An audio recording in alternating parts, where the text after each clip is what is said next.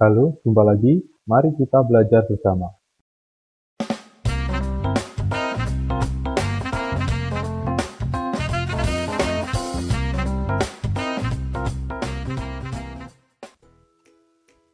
Materi kali ini adalah tema 2, sistematika pembelajaran 1 dan pembelajaran 2. Kita langsung ke materinya. Yang pertama adalah tentang bahaya kabut asap.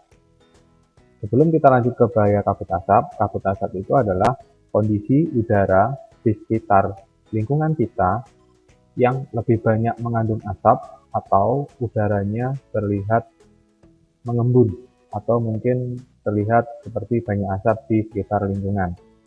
Bahaya kabut asap yang pertama adalah iritasi pada mata, hidung, dan tenggorokan. Seperti mata merah, mata perih, kemudian hidung yang ketika bernafas tidak nyaman, tenggorokan yang kering. Yang kedua adalah reaksi alergi atau peradangan dan juga mungkin juga terjadi infeksi. Di sini alergi bisa alergi kulit, mungkin kemudian menyebabkan asma dan seterusnya. Yang ketiga, memperburuk penyakit pernafasan seperti asma, bronkitis, tuberkulosis, dan lain-lain karena kondisi udara yang tidak bersih. Yang keempat adalah kemampuan kerja paru-paru yang berkurang. Kenapa bisa berkurang? Karena udara yang dihirup tidak bersih sehingga akan merusak paru-paru. Kinerja paru-paru juga akan menurun karena oksigen yang dihirup itu lebih sedikit daripada asap yang masuk ke dalam organ pernapasan. Yang berikutnya adalah menyebabkan polusi pada air, tanaman, buah-buahan, dan makanan yang tidak tertutup. Jadi asap-asap yang beracun atau mengandung zat kimia itu akan menempel pada benda-benda tersebut. Yang keenam adalah pernapasan akut atau disebut dengan ISPA, infeksi saluran pernapasan atas akan mudah terjadi. Contohnya seperti flu, pilek, batuk, dan seterusnya. Cara yang kita gunakan untuk menghindari bahaya kabut asap, yang pertama adalah kita harus menghindari keluar rumah. Sebisa mungkin jika kita bisa menghindari keluar rumah, kita harus tetap berada di dalam rumah agar tidak menghirup kabut asap tersebut. Yang kedua, jika kita terpaksa keluar rumah, kita harus memakai masker agar udara kotornya dapat tersaring oleh masker yang kita pakai.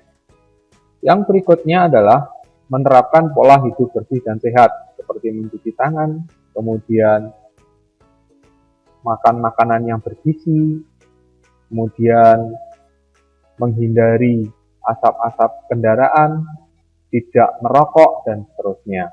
Tiga inilah hal yang kita lakukan agar bahaya kabut asap dapat dikurangi. Masuk ke pertanyaan pertama, silakan ditulis, jika kamu harus keluar rumah padahal kondisi sedang ada kabut asap, langkah apa saja yang kamu lakukan untuk mengurangi bahaya tersebut?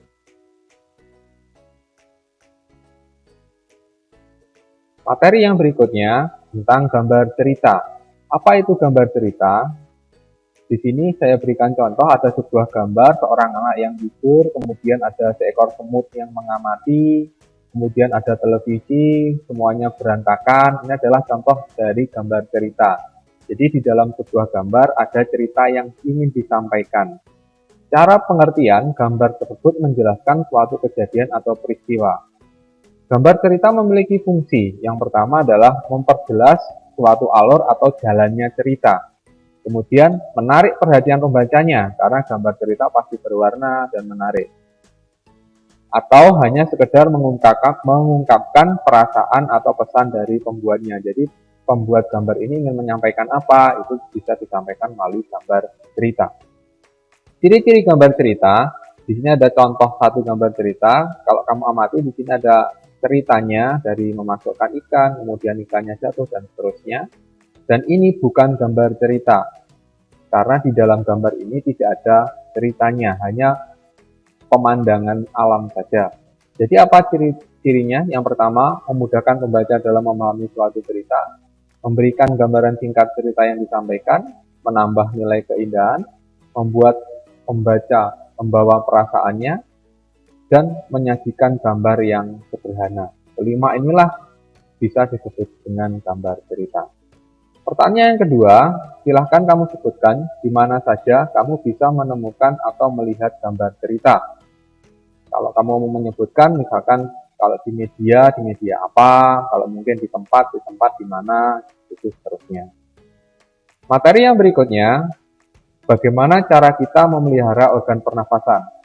Yang pertama, menjaga kesehatan organ pernafasan. Bagaimana langkahnya? Makan gizi.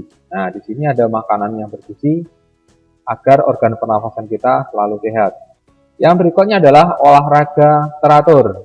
Olahraga yang kamu sukai, bisa senam, bisa lari, bisa bersepeda.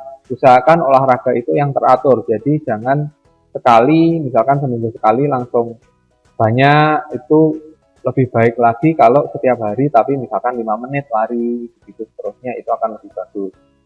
Yang berikutnya adalah tidur yang cukup atau istirahat yang cukup. Selain kita beraktivitas, olahraga, kita juga harus istirahat yang cukup.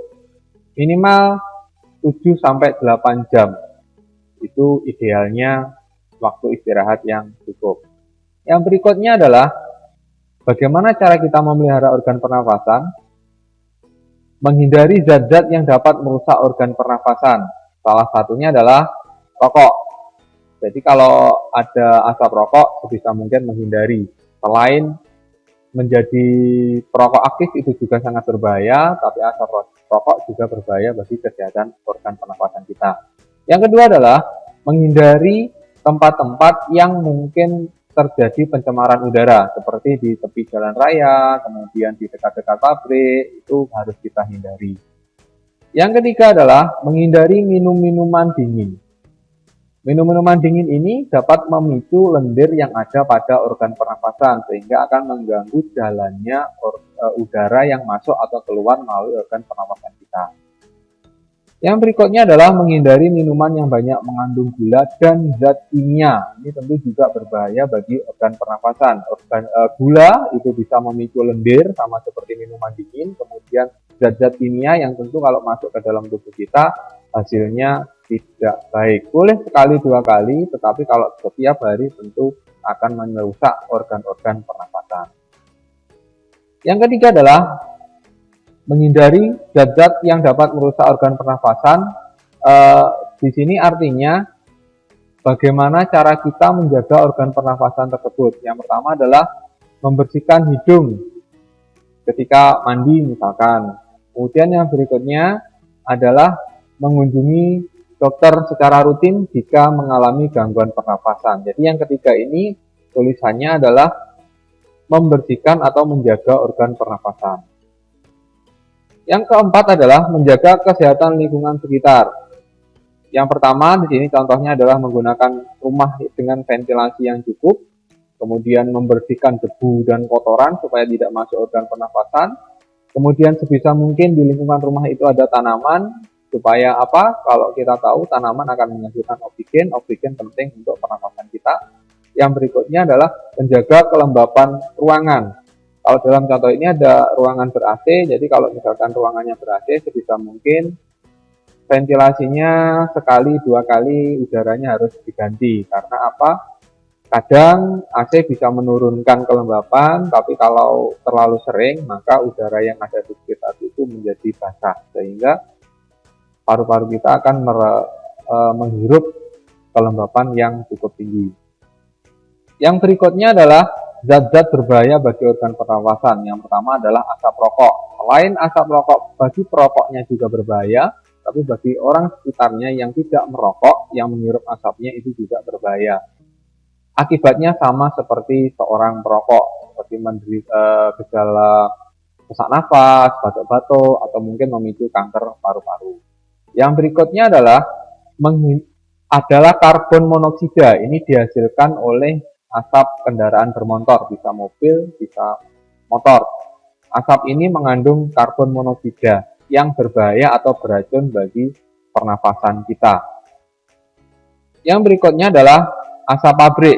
Zat berbahaya asap pabrik ini mengandung karbon dioksida dari sisa pembakaran dan gas metana. Gas metana ini beracun dari sisa pembakaran. Biasanya sisa pembakaran dari bahan-bahan yang fosil seperti batu bara, kemudian bahan bakar minyak, dan seterusnya. Zat berbahaya yang berikutnya adalah minuman dingin, zat gula, dan bahan kimia. Jadi ketika bahan ini akan memicu lendir yang ada pada tenggorokan sehingga akan menyebabkan sulit bernafas. Yang terakhir adalah mengenai poster kesehatan. Apa itu poster kesehatan? Poster kesehatan di sini merupakan sebuah gambar yang ada pesan-pesannya, bisa berupa tulisan atau hanya berupa gambar saja, yang tentu akan memberikan pesan positif kepada pembacanya.